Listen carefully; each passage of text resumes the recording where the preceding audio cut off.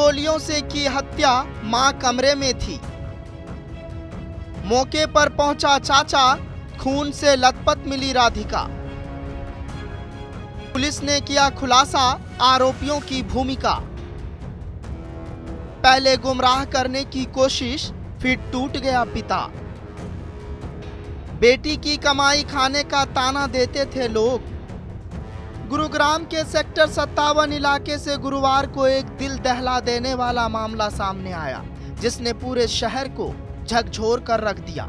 State level tennis खिलाड़ी राधिका की उसके ही पिता दीपक यादव ने गोली मारकर हत्या कर दी। वारदात सुबह 10:30 बजे के करीब उस वक्त हुई जब राधिका अपने घर की पहली मंजिल पर स्थित किचन में काम कर रही थी। इस जघन्य अपराध के पीछे की वजह जो सामने आई वह उतनी ही हैरान करने वाली थी जितना कि खुद अपराध। एफआईआर में साफ लिखा गया है कि आरोपी दीपक यादव ने खुद गुरुग्राम पुलिस के सामने गुनाह कबूल करते हुए कहा है, उसे गांव के लोग बेटी की कमाई पर ताने देते थे। उसे यह कहते थे कि लड़की की कमाई खा रहा है। इससे दीपक को गहरा मानसिक आघात पहुंचा था। उसने बताया कि उसकी बेटी राधिका एक बेहतरीन टेनिस खिलाड़ी थी, जिसने कई बार नेशनल लेवल पर ट्रॉफी जीती थी, लेकिन कंधे में चोट लगने के बाद वह खेल से दूर हो गई थी और उसने अपनी टेनिस एकेडमी खोल ली थी। एफआईआर की कॉपी के मुताबिक दीपक यादव सिर्फ एकेडमी ही नहीं बल्कि राधिका की सोशल मीडिया पर रील्स बनाने की आदत से भी नाराज था। उसे लगता था कि ये सब उसके परिवार की इज्जत को नुकसान पहुंचा रहा है। जब उसने राधिका के एकेडमी बंद करने को कहा तो राधिका ने मना कर दिया। इसके बाद दीपक लगातार मानसिक तनाव में रहने लगा।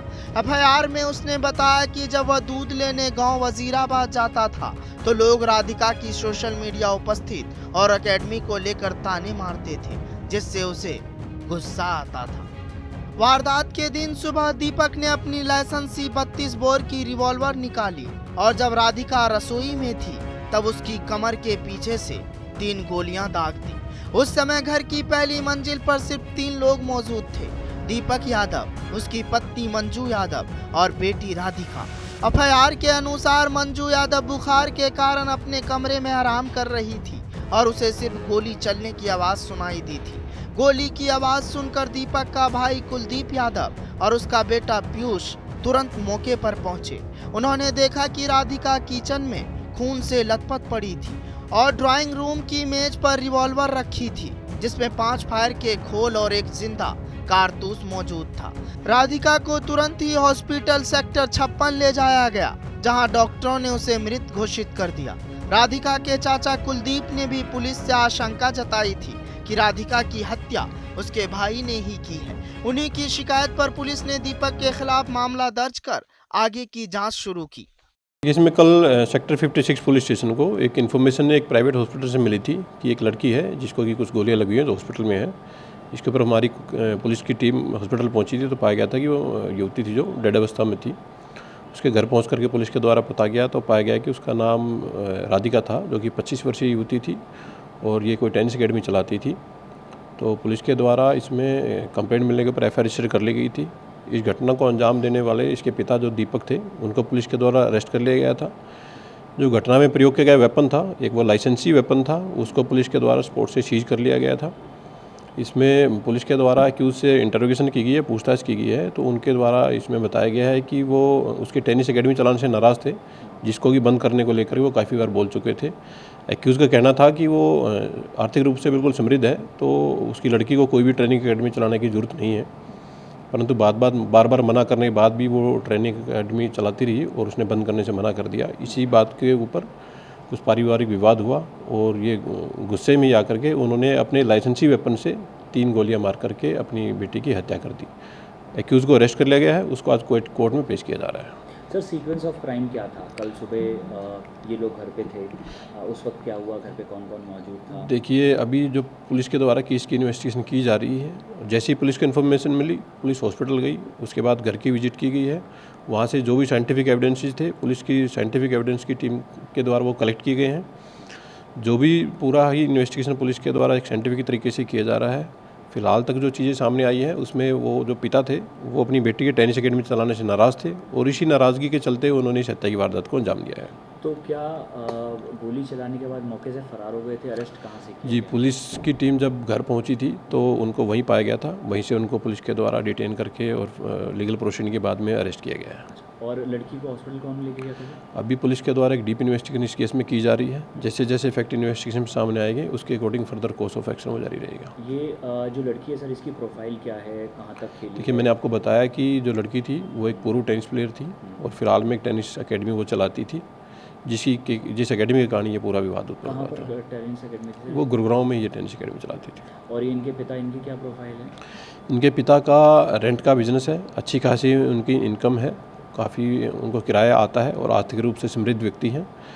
और इसी बात को लेकर के वो नाराज़ थे कि परिवार आर्थिक रूप से बिल्कुल समृद्ध है तो आपको ये टेनिस अकेडमी चलाने की कोई आवश्यकता है नहीं है, परंतु बेटी का पैशन था, उन्होंने टेनिस अकेडमी चलानी जारी रखी और इसी नाराज़गी के चलते उन्होंने इस हत्या की वारदात को अंजाम दिया है। सर, इसके अलावा एक म्यूज़िक वीडियो का जिक्र हो रहा है। देखिए, मैं आप लोगों के माध्यम से बता दूं कि ये सिर्फ अफवाहें हैं। फिलहाल तक इन्वेस्टिगेशन में ऐसी कोई भी चीज़ सामने नहीं आई है। पुलिस के द्वारा एक डीप इन्वेस्टिगेशन केस में की जा रही है। एक्यूज से एक डीप इंटेरोगेशन पुलिस के द्वारा की गई है। उन्होंने पूरी घटना को अंजाम देना स्वीकार किया है और हत्या के पीछे जो वजह जो उन्होंने बताई है वो उन्होंने यही वजह बताई है कि वो एकेडमी को चलाने को लेकर के नाराज़ थे और इसी नाराज़गी के चलते उन्होंने इस हत्या की वारदात को। देखिए, पुलिस के द्वारा केस की इन्वेस्टिगेशन की जा रही है। इन्वेस्टिगेशन फ़िलहाल बिल्कुल ही एक प्राइमरी स्टेज पर है। फ़िलहाल तक जो फैक्ट्स हैं बिल्कुल केस में क्लियर हैं। पुलिस की एक ही डायरेक्शन है, पिता के द्वारा स्वीकार किया गया इस बात को कि टेनिस अकेडमी को चलाने को लेकर के विवाद था और इसी के ऊपर उन्होंने, इसी विवाद के चलते उन्होंने गोलियां चला करके हत्या की वारदात को अंजाम दिया। पुलिस के द्वारा इस घटना में आरोपी को गिरफ्तार कर लिया गया है। वेपन जो यूज़ किया गया था उसको रिकवर कर लिया गया है। वेपन जो लाइसेंसी वेपन था, जो कि काफ़ी पुराना ये लाइसेंस उनको इशू हो रखा था, 2004 से उनके पास ये लाइसेंसी वेपन था। तो बाकी जो पेंडिंग जो इन्वेस्टिगेशन है पुलिस के द्वारा वो इस केस में की जा रही है। Thank you very much. कौन सी थी सर? शुरुआत में परिवार वालों ने पुलिस को गुमराह करने की कोशिश की और यह कहा कि राधिका ने खुद को गोली मारी है, लेकिन जब पुलिस ने सख्ती से पूछताछ की और घटनास्थल के भौतिक साक्ष्य जुटाए तो दीपक यादव टूट गया और पूरी वारदात का सच उगल दिया। आरोपी दीपक ने बताया कि घटना के वक्त घर में वह राधिका और उसकी पत्नी मंजू मौजूद थे, जबकि बेटा, जो कि प्रॉपर्टी डीलर है, अपने ऑफिस गया हुआ था। पुलिस ने दीपक यादव के खिलाफ हत्या की धारा 103(1) बीएनएस और आर्म्स एक्ट की धारा 27(3) और 54(1959) के तहत केस दर्ज किया है। फिलहाल आरोपी हिरासत में है और राधिका की मौत की जांच जारी है। आप इस मुद्दे को लेकर क्या सोच रहे हैं, कमेंट कर बताइएगा जरूर। टेनिस खिलाड़ी राधिका यादव की पोस्टमार्टम रिपोर्ट सामने आ गई है। रिपोर्ट के मुताबिक राधिका को सीने पर 4 गोलियां मारी गई है, जबकि पुलिस की एफआईआर में कहा गया था कि आरोपी पिता ने पीछे से 3 गोलियां मारी थी। मीडिया रिपोर्ट्स के मुताबिक सरकारी अस्पताल के बोर्ड के सदस्य और सर्जन डॉक्टर दीपक माथुर ने पुष्टि की है।